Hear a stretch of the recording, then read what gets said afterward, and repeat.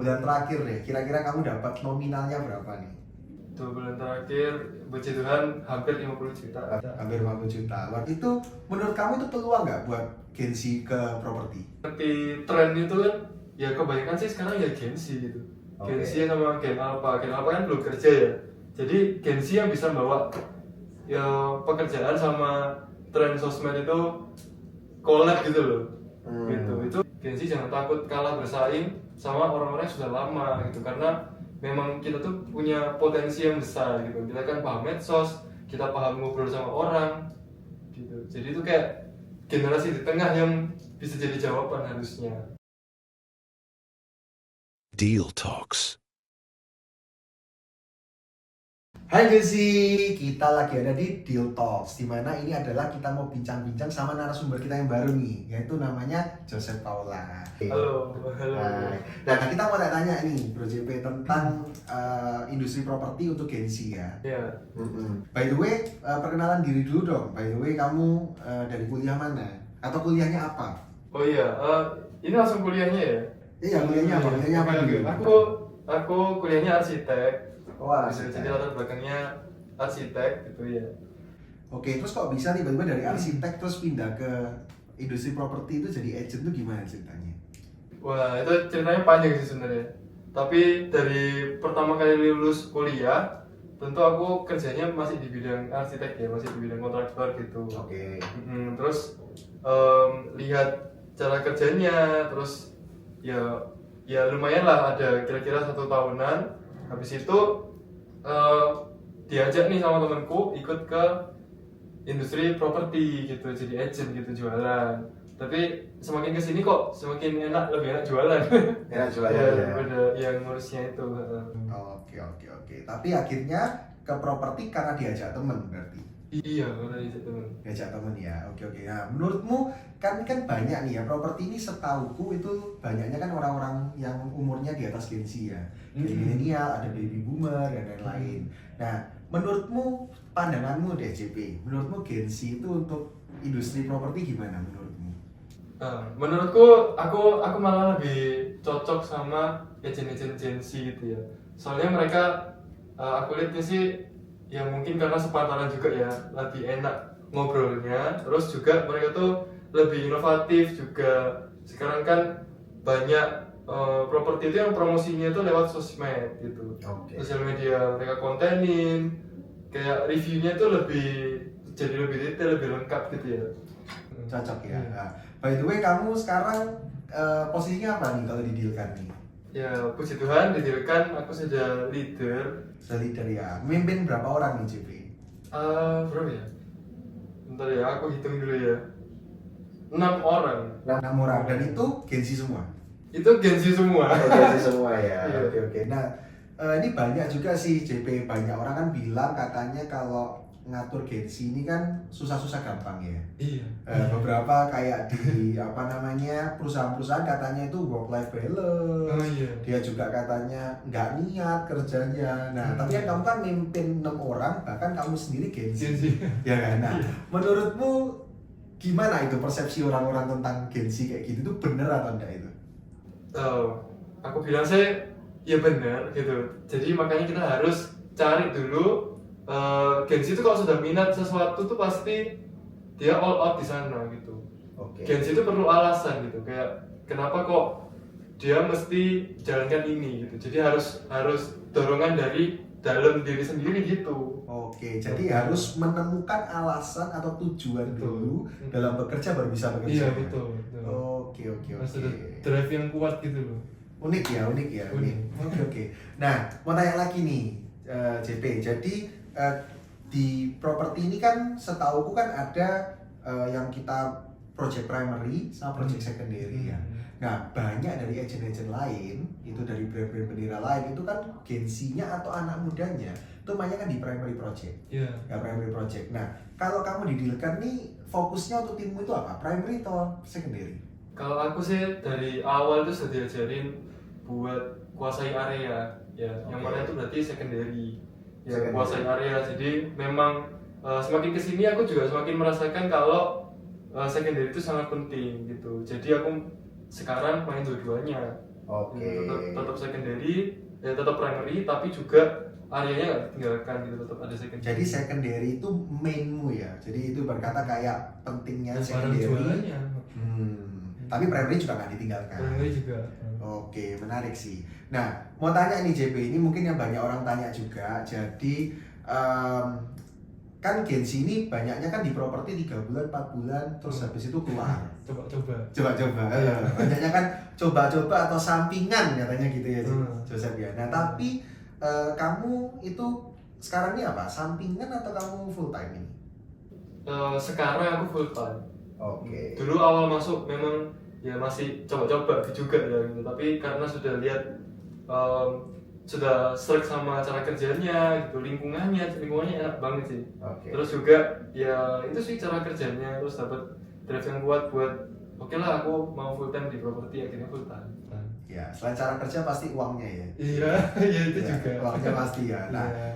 gini aja deh, kita nggak usah ngomong berapa lamanya, tapi 2 bulan terakhir deh, kira-kira kamu dapat nominalnya berapa nih?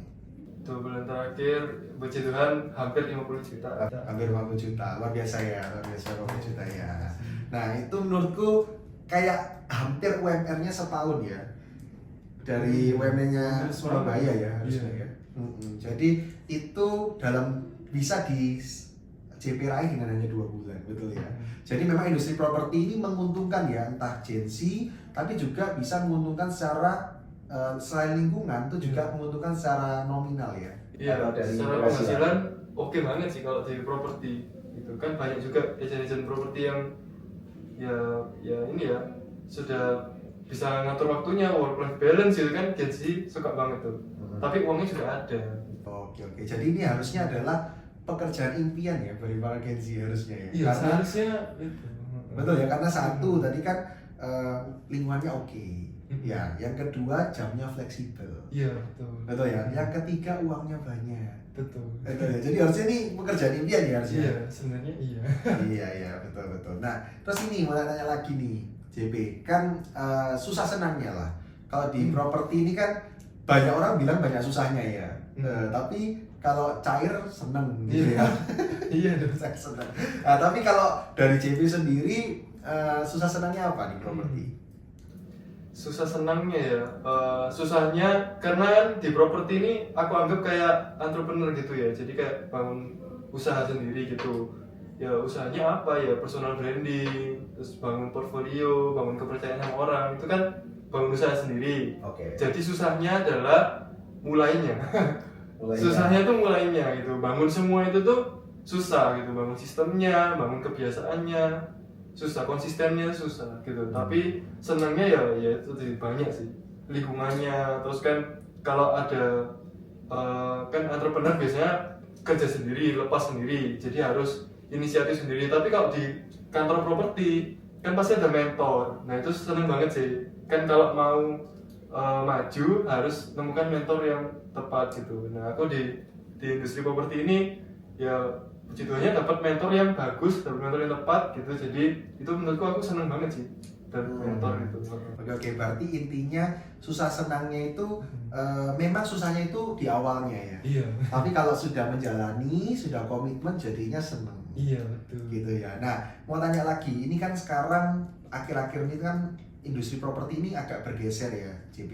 Bergeser ke arah sosial media, jadi konten dan juga ada beberapa kontennya bahkan nggak cuma jual rumah, tapi ada yang bener konten personal branding, ada juga konten yang unik-unik ya, bahkan ada yang viral-viral tuh arahnya sekarang juga ke arah properti gitu ya. Betul. Nah itu menurut kamu itu peluang nggak buat Gensi ke properti? Itu peluang banget gitu, karena kan yang ngerti tren itu kan ya kebanyakan sih sekarang ya Gensi gitu. Gensi sama Gen Alpha kan belum kerja ya, jadi Gensi yang bisa bawa ya pekerjaan sama tren sosmed itu collab gitu loh. Gitu. Itu lebih melek teknologi lah ya. Iya. Teknologi betul. Jadi buat para Gensi ya, itu nggak usah takut ya mikir kalau misal wah ini kerja apa kita ya. Ini adalah kerjaan yang harusnya cocok buat kita. Betul ya JB ya. Karena kerjaan ini tuh benar-benar menggunakan digital.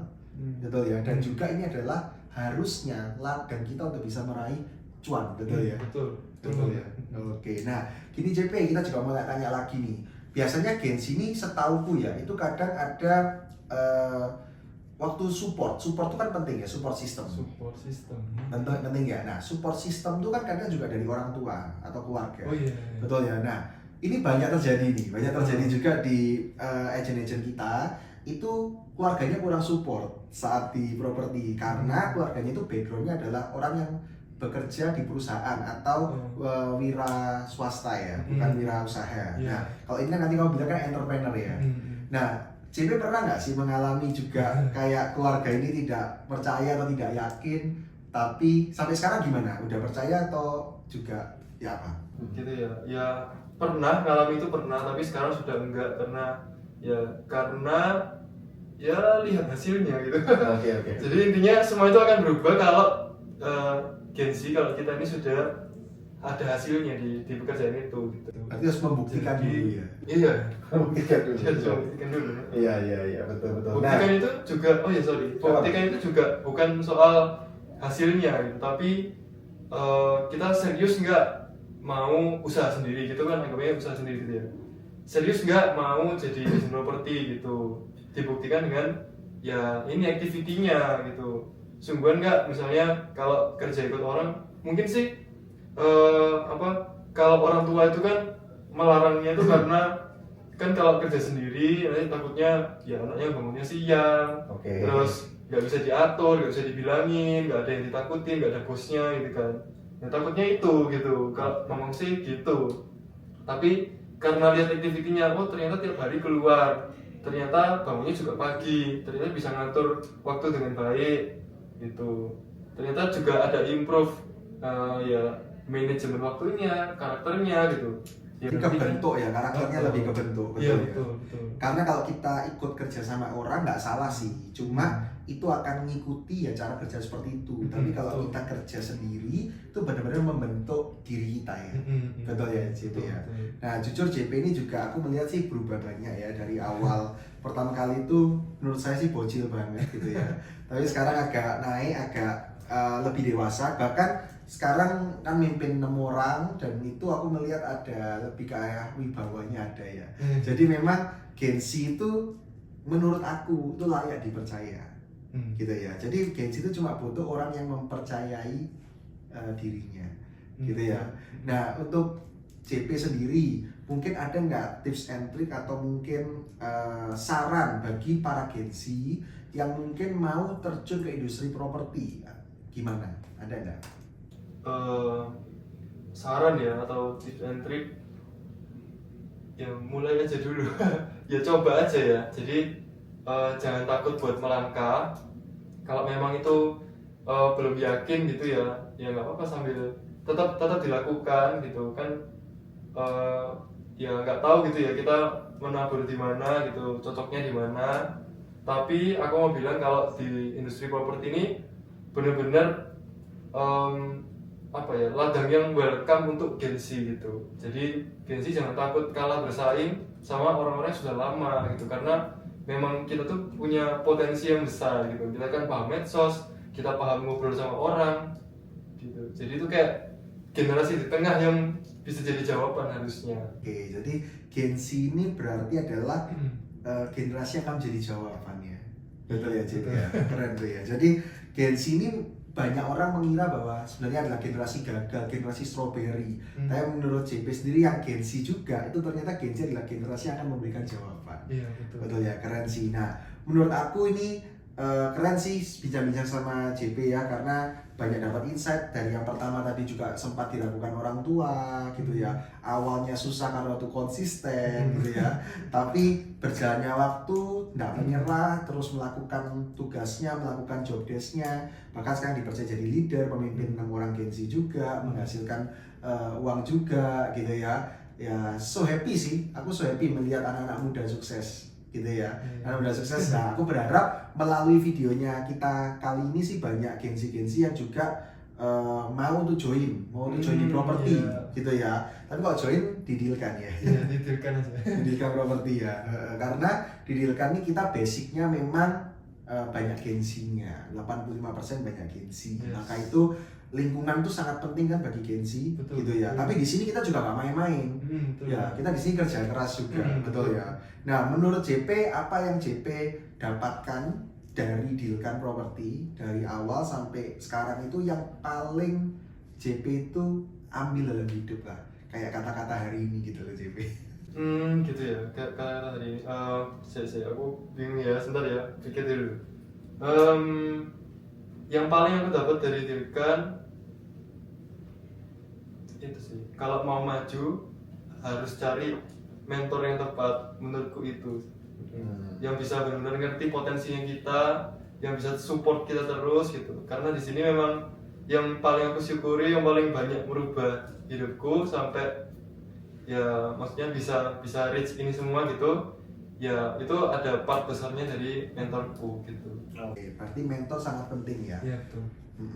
Ya intinya Gen Z ini punya peluang ya di properti, punya peluang di properti, dan properti ini tidak semenakutkan itu dari untuk Gen Z, betul ya. Betul. Bahkan adalah jawaban doa atau jawaban pekerjaan yang diajak sama Gen Z. Iya betul. Betul ya, Betul. JP. Nah, thank you JP kalau gitu untuk cerita-cerita sharing-sharingnya.